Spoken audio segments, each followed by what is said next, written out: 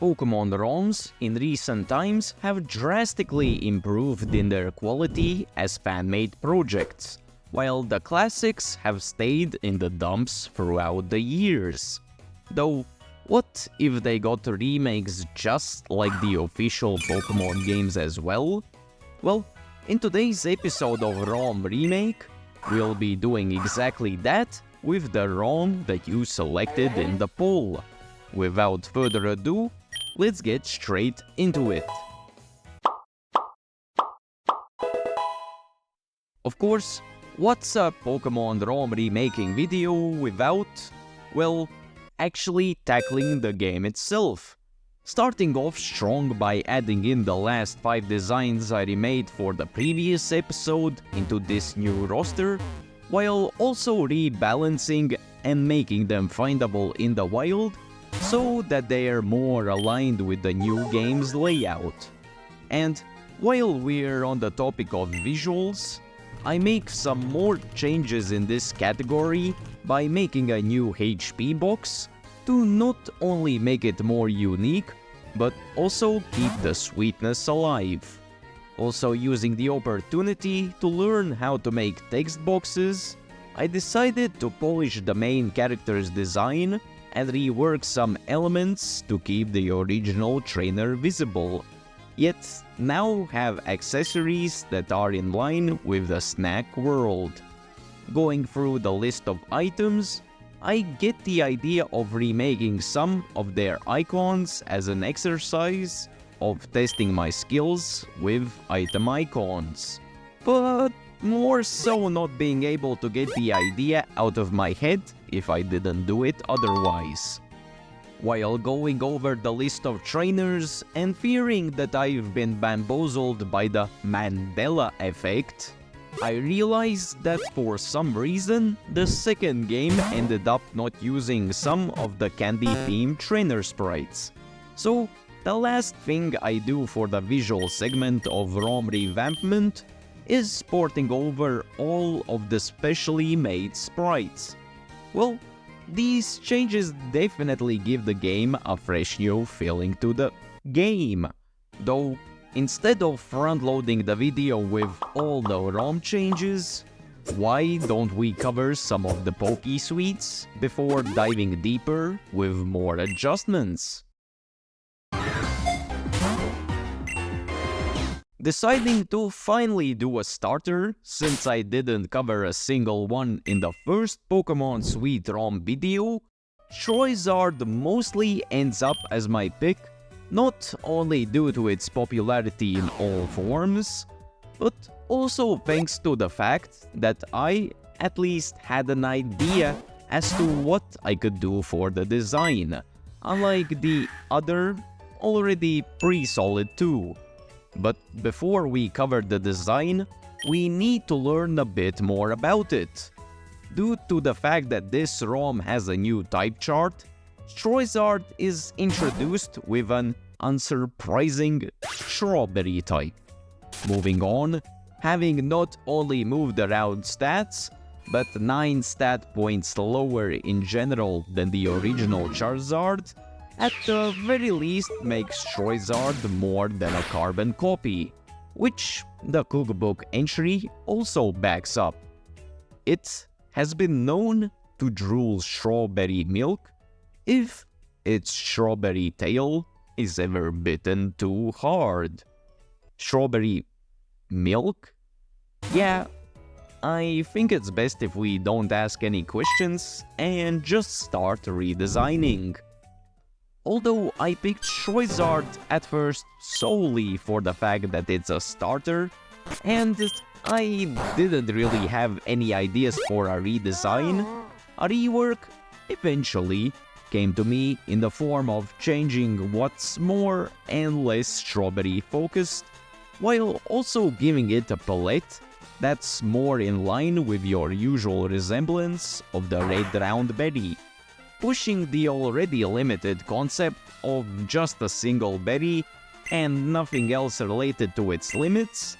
I used leaves to put a nice bow on top of the design to have them resemble Charizard's horns, and create a cute little pattern on its belly with a berry. With the follow-up, that's the animation, and adding into the game process, the option of seeing the new sprites from front to back and in icon form on top is now possible. Of course, there's also a rare breed of the berry that we can find in a sparkling format, but the main focus most likely is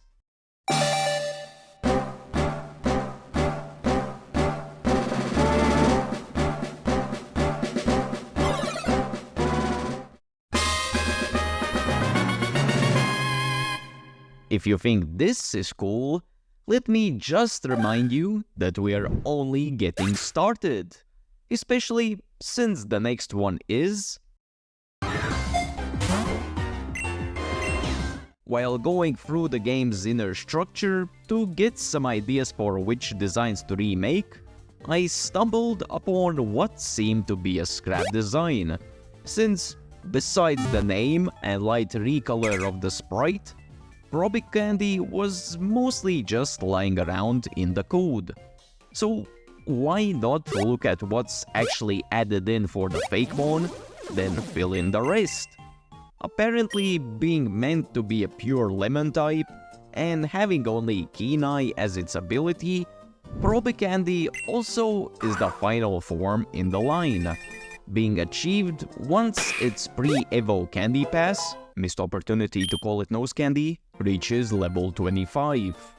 Now, that's sweet and all, but the fact that this candy version of Probo Pass has 75 total stat points less than its vanilla counterpart makes for a big detriment to the line. Oh well, what's better than to rely on the cookbook once again? It is a flying transporter that carries small sweets in its nose. It bobs on the waves to rest its body. Huh, I guess it has nose candy after all? Either way, I'm sure that it didn't have a redesign in mind. Since the only thing I had to play off is the cookbook, recolor, and name, I had no other choice but to use my creative liberties in full force. Since Probopass already kind of has the body shape of it, while also the deck's entry mostly just mentioned dispensing and storing candy, I went ahead with the idea of turning Probicandy into a gumball machine, which also doubled for the mini noses. So, after most of my time went going into painstakingly moving each gumball for each frame before being able to copy-paste them, the fruits of my spriting and ROM hacking labor rewards us well with the initially scrapped, now not being able to be called as such. The shiny once again is a rework of the OG shiny, but as for the standout,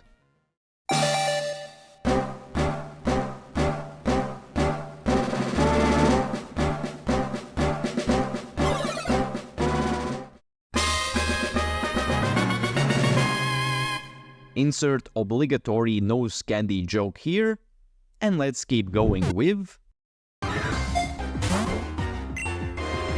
Seeing that this is the first ROM I've tackled that has Mega Evolution in it, I decided to take a few designs and present them as this video's version of the community pick, asking for people to vote on my Patreon, where you can also see exclusive sprites and behind-the-scenes updates. The vote eventually ended with Mega Gumtic barely placing first, so time to make it shine, becoming just slightly more saturated green when the pure lime type, gummy bear based Gumtic Mega evolves. The regular Gumtic stat total goes from a measly 450 to a much more impressive 550 total. But besides some extra info that it reaches evolution upon level 30, the only thing left is to see what the cookbook says about it. But since the Megas don't have one, I'll just make a new one that is associated with regular Gumtics. Upon Mega evolving, Gumtic adopts an aggressive nature. If it sees other Gumtic trying to steal food, it will absorb them and grow bigger. Hungry angriness and that usual Mega Pokemon anger mixed into one sounds about right. But hey, we need to actually put this beast onto paper instead of just imagining.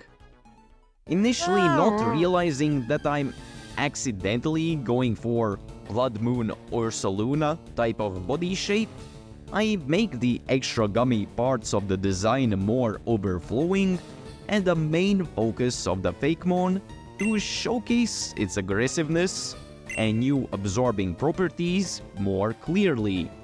Taking quite a while to nail how the gum itself looks, due to me making this material for the first time, the rest comes more naturally, eventually being good enough to animate and add the final sprites into the game once finished.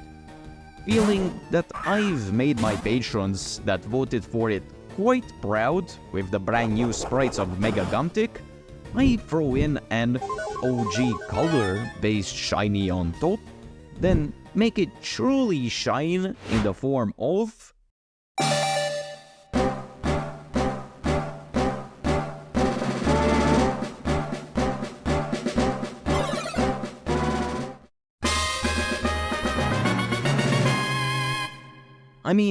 for my first ever Mega Pokemon sprite, I would say that it turned out pretty sweet. Yeah, I'll try to stop with the puns. But in the meantime, who's hungry for more ROM hacking? Since in the previous ROM hacking segment I mainly focused on the visuals, why don't we get more into the technical aspect for this part? While playing the start of the game to get a feel of it and how it compares to the first entry, I noticed a bit more cases of unbalanced levels and themes due to how the game is set up to be more open world. Changing up the amount of trainers that appear, while also making their teams be more adaptive to the players' levels by introducing flags to their script, which allows them to use specific teams with specific levels depending on the amount of progression. Keeping it a bit more simple for the wild Pokemon side of things by just reducing their levels a bit, since we all know that one point or another we'll use rare candies anyways. And speaking of rare candies, why not just give them to the player at the start to simplify it for those who want them, and give an option to decline for those who don't want them. That simple. And before you think you can beat the system, I decreased the rare candy sell price to $0. So I got you now, you little sucker. Yeah, okay, anyways. As for more topical changes to make use of the main focus of the ROM, I go over the list of moves and change moves that are mostly just the same thing as in the original games, while also making some completely new ones. Well, that's the last of what I came up with as new additions to the game. While you suggest some changes that you would also do in the comments, let's cover the last two best remade Pokesuites from today's picks, starting with... Although the ROM has plenty of solid and good-looking designs, the cookbook still had some designs that felt a bit subpar compared to its peers, so why not use the opportunity of me remaking stuff and redesign a Pokesuite that actually needs it? More specifically, the one that barely missed out on being in the first episode, becoming the apple cherry typed final form of the line on level 38. Parfelure is based on the dessert called Parfait. As for extra visual deliciousness, Parfelure finally is a Poke Suite that has a higher stat total than its original version, more specifically being 5 points higher. As for the cookbook, it initially seemed that it was just a copy of Chandelure, though it didn't really match with any of its actual dex entries. In other words, isn't that neat? Why don't we just move on? While carefully trying to not just make a Vanillux 2.0, the easy option of making the core body be a chandelier-shaped ice cream tray and the soul fire element from Chandelure be some nice ice cream, or for the sake of consistency, frozen whipped cream instead. Getting quite hungry while shaping the glass body and the chili treat itself, I'll just skip to the finish line so that the same doesn't happen for you. With a fresh new look at the revamped Parfelure from the front, which looks just as cool from the back, the shiny also appears with a new flavor. Yet, that doesn't compete with...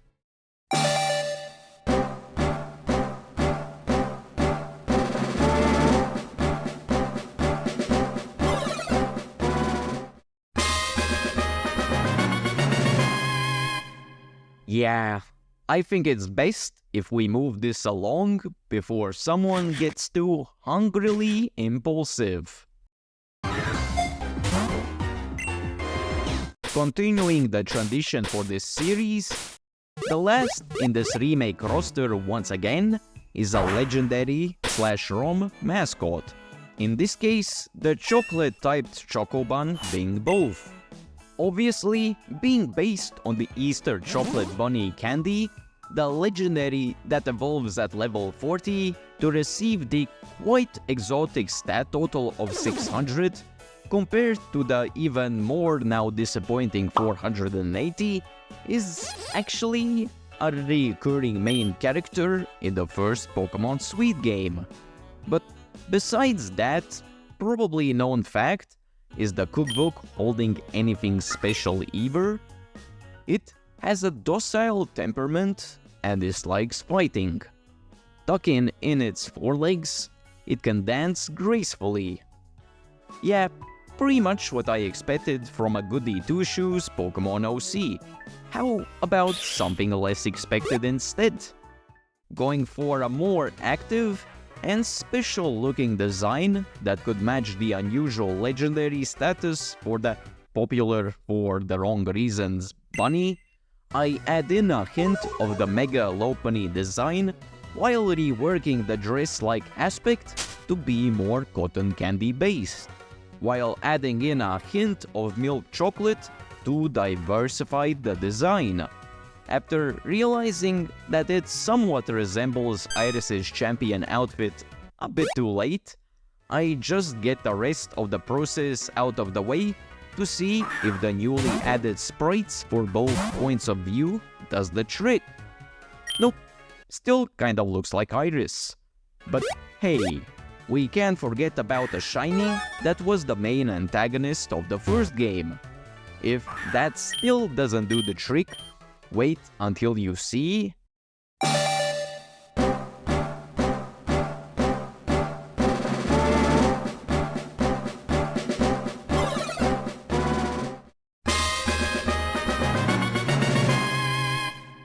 Is it just me that's now getting a bit of Sailor Moon energy now instead? Either way, the deed has now been done. With the whole batch now being remade, and the game having new stuff and changes that it didn't have before, the last thing we can do is decide what are your thoughts and ranking on these 5 new designs.